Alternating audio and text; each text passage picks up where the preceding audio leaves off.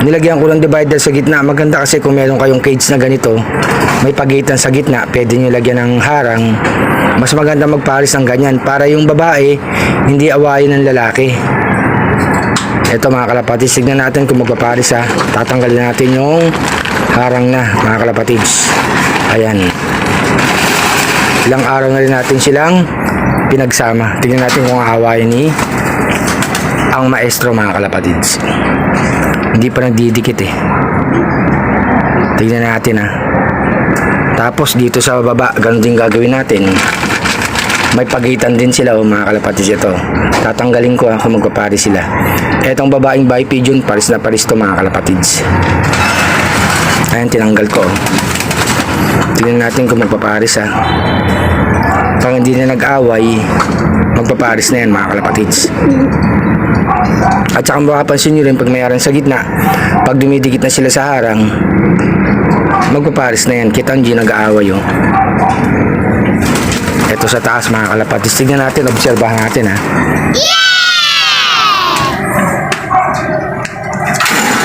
Dalawang pares yan, pinagpares natin. Ayaw kumilos ng lalaki ha.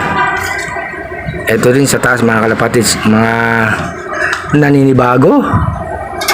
Ito pares na pares itong babaeng bi pigeon. Ito ang pares ni RC Stichelbout. Nanay nga ito ng parapol natin mga kalapatids. Iba naman ang pinares ko sa kanila. Tapos ang magpares nun, ito yung lalaki at saka itong nasa taas.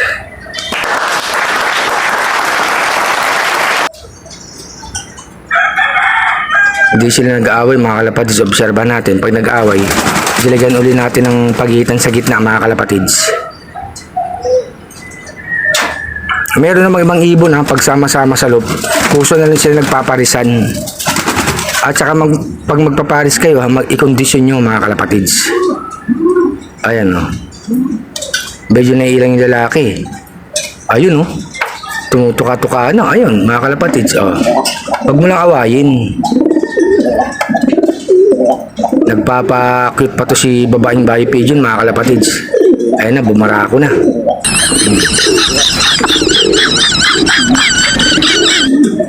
Pag nagpares yan, hindi natin harangan sa gitna mga kalapatids.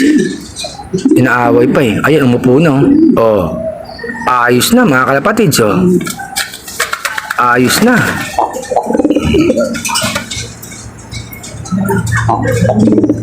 Mabilis lang pumaris ng babaeng bi pigeon eh. Oh.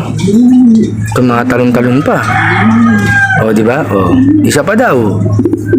Ito naman sa taas. Tingnan natin.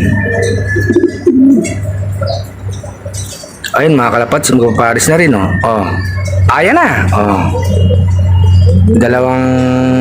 Meron na tayong dalawang pares na mga kalapatids. Ayan. Ganyan lang mga kalapatids. Pag may cage kayo para nga yung babae hindi ginugulpi ng lalaki mga kalapatids. Oh, eto na oh. Ayan, mukhang magpaparisan na sila mga kalapatids. Tingnan natin yung magiging anak nila. Ito nga si maestro galing kay Boss Gayap ha. Tapos ito yung babae at saka itong lalaki, parapol dito ni Kapakpak Ezekiel Lunar. Binigay nga sa atin to ni Ernesto Balbis ng Tataron, Quezon City mga kalapatids. Ayan, okay na, magparis na itong dalawa. Hindi naman inaaway ng lalaki. Nagparisan nga kanina.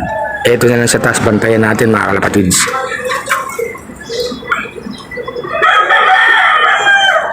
Mukhang hindi naman naawain ng lalaki to eh. Itong babae. Mukhang paparisan niya yan eh. Tapos sa taas yun, magparis na yun. Si Padrino at si Batik. Ito, nasa taas sila mga kalapatids. Hindi ko nililipat ng kulungan yan. No? Paris na paris. Ayan mga kalapatids. Oh. Bali meron tayong pares dito sa taas. Ito. Ayan, tatlo. Ito naman, yung itlog nito hindi ko pinapapisa pa mga kalapatids eh. Ito maaari papisa na natin to.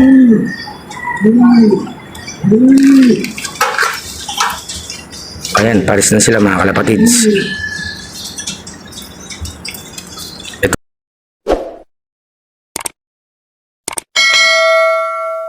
Yung dalawa wala pa. Ayaw pa magparisan eh. Pero mukhang okay naman sila mga kalapatids. Lapit na ang maestro. Lumapit ka na. Huwag ka nang magpa-cute.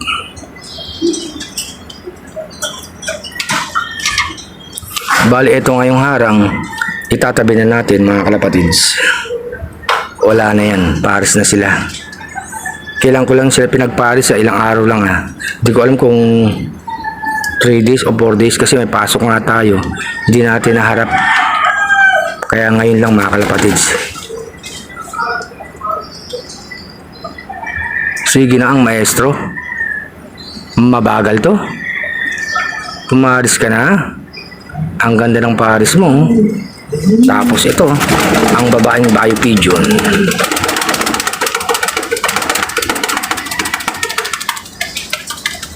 Gagawin kasi natin yung magiging anak nila, ililipad natin mga kalapati. Susubukan natin yung mga linyada nila.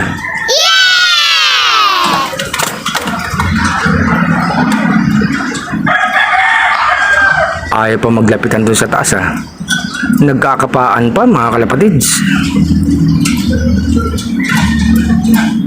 Tapos sa baba, nilagyan ko lang ng itlog ha. Para pag nakawin si dalubhasa. Ayan mga kalapatids, andyan si Black. Tapos ito naman ang si Stitchilbout mga kalapatids. Ito ang Santa Ana again finisher natin. Wala muna siyang pares ha. Pahinga muna siya mga kalapatids. Ito kasi babaeng pigeon na pares niya. Kondisyon to eh. Ang ganda ng katawan nito mga kalapatids. Malusog kaya pinagparisan natin dito. Ayun na mga kalapatids oh. Nagpares na oh, di ba? Oh. Wala nangyaring gulpihan, di naway mga babae kaya kasi nga may harang sa gitna. Oh. Pares na sila mga kalapatids. Ayan o, kakanaan na si maestro, mga kalapatids. Paparis na. Sige, labing-labing muna mga kalapatids. Magpaparisan din yan. Yung dalawa sa taas oh, gusto na naman lumabas oh. Padrino tsaka si Batik. Ang tagal nyo naman dyan. Sige na, magparisan na kayo. Ayan na. Ayan na mga kalapatids oh. Ayos na. Ayan, magkapares na silang dalawa rin mga kalapatids. Pati dito sa baba. Ayan. Nakakondisyon naman sila mga kalapatids eh. Kaya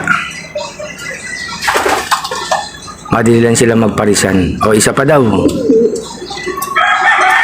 Ang tibay nito ni maestro ah. Bigyan natin ng pangalan mga kalapatids. Ang maestro. Gandang pangalan no mga kalapatids. Sige pa daw. Isa pa daw. Isa pa daw. Sabi ng babaeng hen. Ang maestro.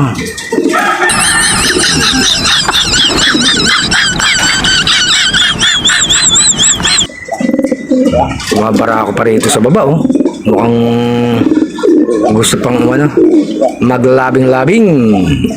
Okay na mga kalapatids. Eto nga mga kalapatids. Ayan na, magkapares na sa baba, magkapares na sa taas. Ganyan lang mga kalapatids kung may cage kayo. Harangan nyo lang sa gitna para hindi awayin yung babae mga kalapatids. Okay na sila. Mga pares na mga kalapatids.